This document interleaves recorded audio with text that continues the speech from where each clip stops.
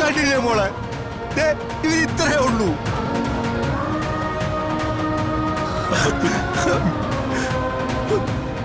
അമ്മാവ, നമുക്കുള്ളതൊക്കെ പോയി അമ്മാവ. നമ്മളിപ്പോ വലിയ കടക്കാരാ.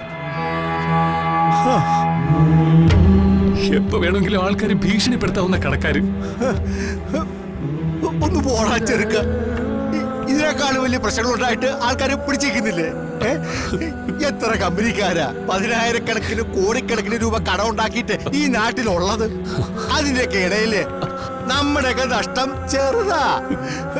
മോനെ പിടിച്ചു നിൽക്കണോടാ. അതെ, മോനെ സമാധാനായിട്ടിരിക്കും. എന്റെ മോളെ ഇങ്ങനെ നോക്കി നിൽക്കാണ്ട് ഇവരെ ഒന്ന് പിടിച്ച് സമാധാനിപ്പിക്കും. എനിക്കൊന്നും കണ്ടു നിൽക്കാൻ പറ്റിയല്ല. പിടിക്കുമ്പോള്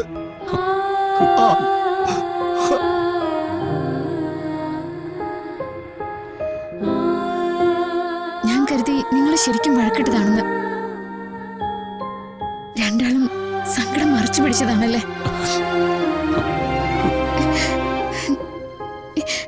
ഹരിയ സ്നേഹത്തിന്റെ വലിപ്പം കണ്ടില്ലേ? അവരുടെ ഉള്ളിലുള്ള പ്രാർത്ഥനയും ആഗ്രഹവും കണ്ടില്ലേ? അതൊക്കെ തകർത്തുകൊണ്ട് നമുക്കൊന്നും പറ്റില്ല. വിശ്വസിക്ക.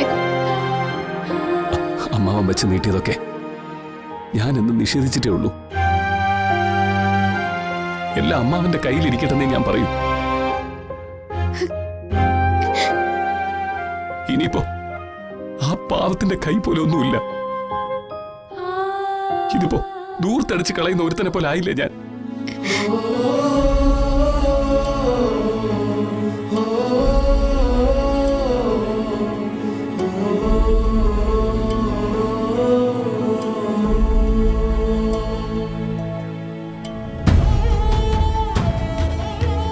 ഹരി ഒന്ന് ഉറങ്ങുന്നത് പോലും ഇല്ലമ്മേ. ഒന്ന് കണ്ണടച്ച അപ്പൊ തന്നെ ചാടി എണീക്കും. പിന്നെ കുറെ കണക്ക് പറച്ചിലുകളും, ഫിനാൻസ് കമ്പനിയിൽ അടയ്ക്കേണ്ട തുകയെപ്പറ്റി, തൊഴിലാളികൾക്ക് കൊടുക്കേണ്ട പണത്തെപ്പറ്റി. നീരും നിറയായിട്ട് ജീവിക്കുന്നവനല്ലേ, അതുകൊണ്ടായിരിക്കും. അത് സ്വാഭാവികമാണ്. മോളെ, ഒരു വീഴ്ച വരുമ്പോഴാ ശക്തമായിട്ട് നമ്മൾ ഒരാളുടെ കൂടെ നിൽക്കേണ്ടത്. ജീവിത പങ്കാളിയുടെ പ്രാധാന്യം എന്താണെന്ന് ആളുകൾ തിരിച്ചറിയുന്നത് അത്തരം ഘട്ടങ്ങളിലാണ്. കൂടുതൽ വേദനിപ്പിക്കാൻ സമ്മതിക്കരുത്. എപ്പോഴും നീ അവന്റെ കൂടെ തന്നെ ഉണ്ടാവണം. അമ്മേ, അച്ഛൻ വരാറായോ? ഈ അവസ്ഥയിൽ അച്ഛനും കൂടെ ഉണ്ടായിരുന്നെങ്കിൽ ഹരിക്ക് അത് വലിയൊരു ആശ്വാസമായേനെ. അച്ഛൻ ചിലപ്പോ ഇനിയും കുറച്ച് ദിവസം എടുക്കും. കൂട്ടുകാരന്റെ മകളെ കാണാതെ പോയിട്ട് അന്വേഷിച്ചു പോയതല്ലേ. അവിടെ ഇപ്പോ ആ കുട്ടി കൊല്ലപ്പെട്ടു എന്നുള്ള രീതിയിലാണ് വാർത്തകൾ വരുന്നത്. അയ്യോ അമ്മേ, പതുക്കെ. കൊലപാതകത്തെ കുറിച്ച് കൃത്യമായ തെളിവൊന്നും കിട്ടിയിട്ടില്ല.